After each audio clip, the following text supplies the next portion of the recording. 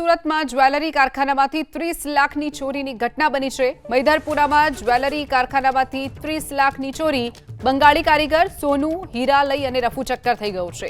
30 સેકન્ડમાં જ સોનું અને હીરા ચોરી બંગાળી કારીગર ફરાર થયો। સમગ્ર ઘટના સીસીટીવીમાં કેદ થઈ છે।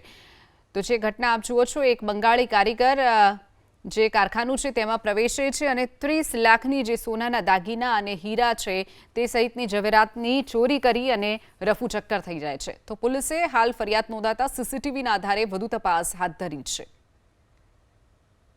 બંગાળી કારીગર સોનું હીરા લઈ અને રફુચક્કર થઈ ગયો છે।